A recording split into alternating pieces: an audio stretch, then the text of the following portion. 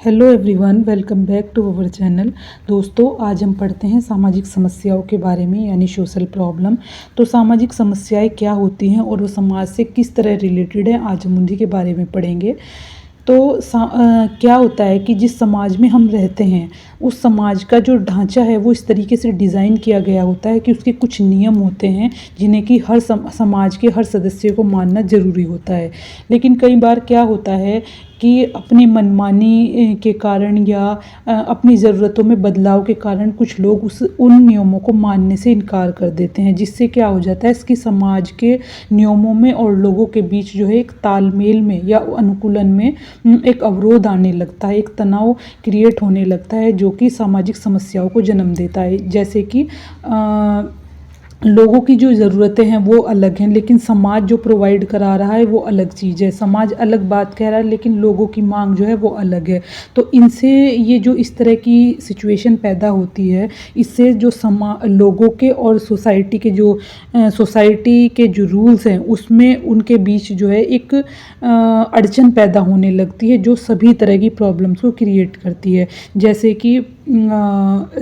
कि भ्रष्टाचार, भिक्षावृत्ति, मदपान, वेश्यावृत्ति, ये सब सामाजिक समस्याएं जो पूरी तरीके से समाज में ही क्रिएट हुई हैं।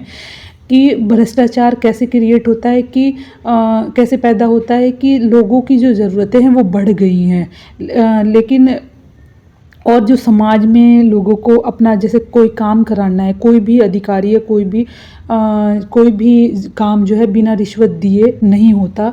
तो जब किसी व्यक्ति को अपना काम कराना होता है उसे रिश्वत देनी पड़ती है या उसे ज़्यादा पैसा चाहिए, उसे गलत तरीके से पैसा कमाना होता है, तो इस चीज़ की जो इजाज़त है वो समाज नहीं देता। तो समाज के साथ उस व्यक्ति का जो है एक उसके साथ एक झगड़े टाइप, एक तनाव टाइप उसकी स्थिति जो है क्रिएट होने लगती है, जो कि सभी तरह की सामाजिक समस्याओं को जन्म देती है। इससे एक अनुकूलन जो होता है, जो समाज का व्यक्ति के साथ है, वो बिगड़ जाता है और उससे ही जो समाज में नई नई जो प्रॉब्लम्स हैं वो क्रिएट होनी शुरू हो जाती हैं। तो हम इसे ऐसे कह सकते हैं कि सामाजिक अनुकूलन में बाधा डालने वाली दशाओं और सामाजिक जीवन को प्रतिकूल रूप से प्रभावित करने वाली दशाओं को ही हम सामाजिक समस्याएं कहते हैं। यानी कि जो अनुकूलन में बाधा डालती हैं और ऐसी दशाएं क्रिएट करती हैं जो कि और समस्याओं की वजह बने। तो सामाजिक समस्या का जो सबसे बड़ा जो एक फैक्टर है वो ये है कि इसमें सामूहिकता का तत्व विद्यमान होता है। यानी इसे किसी एक व्यक्ति से रिलेटेड कोई प्रॉब्लम है उसे हम सामाजिक समस्या नहीं कहते, बल्कि जो एक मेजॉरिटी के ऊपर, जो एक बड़े समूह के ऊपर जो अपना एक गलत प्रभाव डाल रही होती है उसे हम सामाजिक समस्या कहते हैं। कोई एक व्यक्ति किसी चीज़ से इफ़ेक्टेड है उसे हम सामाजिक समस्या नहीं कहेंगे। जब वो एक सोसाइटी के एक बड़ी संख्या में लोगों के ऊपर कोई अपना गलत इफ़ेक्ट डालती है तब हम उसे सामाजिक समस्या कहते हैं। तो सैमुअल कोइंग के अनुसार सामाजिक समस्या उन परिस्थितियों और दशाओं का नाम है जिन्हें समाज हानिकारक मानता है तथा जिसमें सुधार की समाज को आवश्यकता है। यानी कि सोशल प्रॉब्लम क्या होती हैं, ये वो परिस्थितियां हैं या दशाएं हैं जो कि समाज के लिए हानिकारक है और समाज ये भी मानता है कि उन्हें बदला जाना चाहिए। अगर कोई समाज किसी प्रॉब्लम को या किसी सिचुएशन को बदलना नहीं चाहता तब हम उसे सोशल प्रॉब्लम नहीं कहेंगे, क्योंकि समाज उसे अपने लिए हानिकारक नहीं मान रहा है। पॉल मर्टन के शब्दों में सामाजिक समस्या वह दशा है जो अनुचित रूप से एक बड़ी संख्या में व्यक्तियों के जीवन को प्रभावित करती है तथा जिसके बारे में समझा जाता है कि सामूहिक प्रयत्नों के द्वारा उसमें सुधार किया जा सकता है। यानी कि वह दशा जो गलत तरीके से एक बड़ी संख्या में लोगों के जीवन पर गलत असर डालती है और जिसके बारे में लोग ये समझते हैं, यानी सोसाइटी ये समझती है कि जब लोग इकट्ठा होकर उसके लिए काम करेंगे, उसमें सुधार की कोशिश करेंगे तो उसे बदला जा सकता है। तो जो सामाजिक समस्याएं होती हैं वो हर सोसाइटी की अलग होती हैं, क्योंकि हर समाज के जो मूल्य होते हैं या जो उनके नियम होते हैं वो अलग अलग होते हैं। तो जो हमारे समाज की प्रॉब्लम है ज़रूरी नहीं वो दूसरे समाज की भी कोई प्रॉब्लम हो।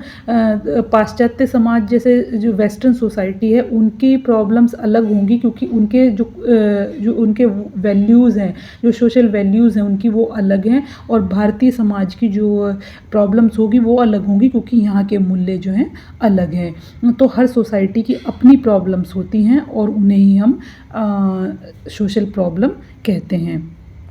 अब पढ़ते हैं सामाजिक समस्या की विशेषताओं के बारे में। तो सामाजिक समस्या की विशेषताएं क्या हैं?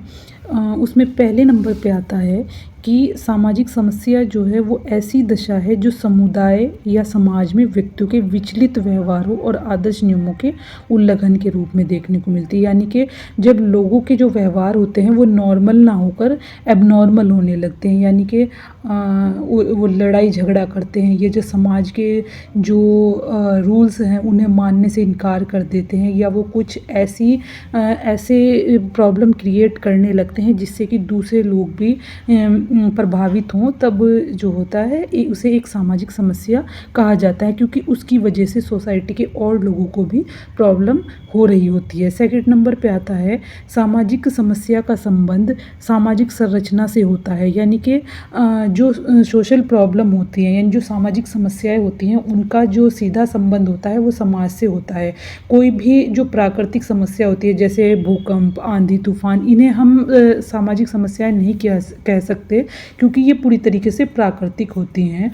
इन्हें प्राकृतिक जो समस्याएं उनमें शामिल किया जाता है। समाज की जो समस्याएं होती हैं वो समाज के लोगों से रिलेटेड होती हैं, और वो समाज की संरचना पर भी बुरा असर डालती हैं, इसलिए हम सामाजिक समस्याएं उन्हें बोलते हैं।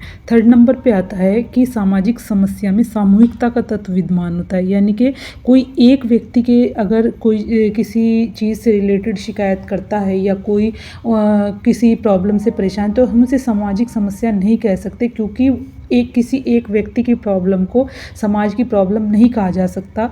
जो प्रॉब्लम पूरे सोसाइटी को प्रभावित कर रही होती है उसे ही हम सामाजिक समस्या कह सकते हैं। तो इसकी जो सबसे बड़ी विशेषता है वो यही है कि उसमें सामूहिकता का तत्व जो है निहित रहता है। फोर्थ नंबर पे आता है कि सामाजिक समस्या केवल वह स्थिति है जिसे हम दूर करना चाहते हैं तथा जिसमें सुधार करना संभव भी होता है। यानी कि अगर कोई समाज किसी प्रॉब्लम को प्रॉब्लम नहीं मानता तब हम उसे सामाजिक समस्या नहीं कह सकते। क्यों? क्योंकि जब समाज के जो सदस्य हैं उसे एक प्रॉब्लम के तौर पर देख ही नहीं रहे हैं, तब हम उसे प्रॉब्लम कैसे कह सकते हैं।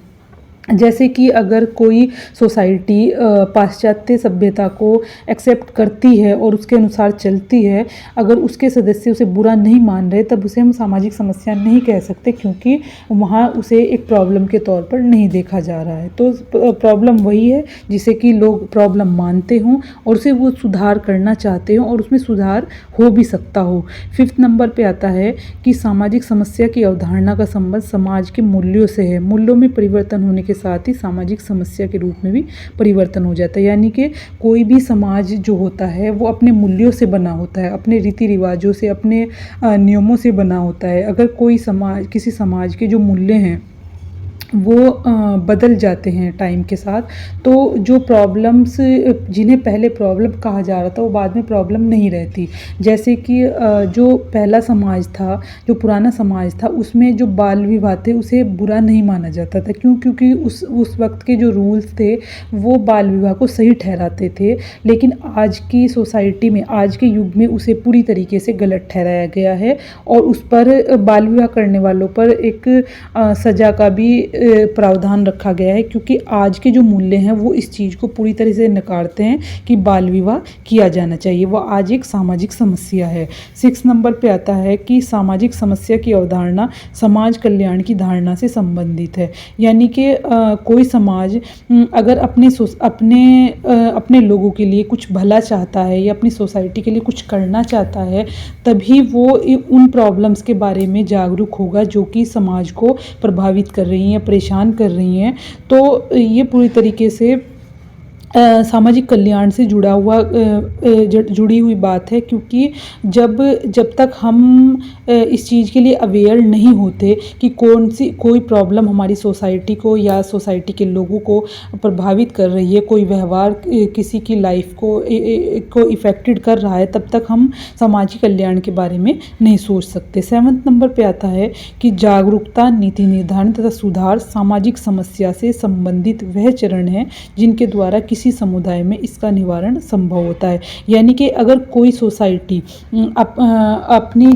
अपने समाज के लिए अगर लोग जो हैं जागरूक हैं और वो नीति निर्धारण यानी अपने की नीतियों पर चलते हैं या रूल्स जो रेगुलेशन बने हुए उन्हें मानते हैं और सुधार में बिलीव करते हैं, तभी वो अपने समाज की प्रॉब्लम्स को जो है जड़ से मिटा सकते हैं, हटा सकते हैं। क्योंकि अगर कोई समाज जागरूक ही नहीं होगा, उसके सदस्य जागरूक ही नहीं होंगे, तब वो प्रॉब्लम चाहे कितनी भी बड़ी हो समाज में, तब वो उसे दूर करने में बिल्कुल भी इंटरेस्टेड नहीं होंगे। क्योंकि अगर आप अपनी फैमिली के लिए या सोसाइटी के लिए अगर आप एक जिम्मेदार नागरिक हैं, तभी आप उससे रिलेटेड जो प्रॉब्लम्स है उसको दूर करने में इंटरेस्टेड होंगे। तो ये थी सामाजिक समस्या कि क्या होती है सामाजिक समस्या और उसके अर्थ, परिभाषा और उसकी विशेषताएं। आई होप आपको समझ आ गया होगा। Thank you so much for watching my video.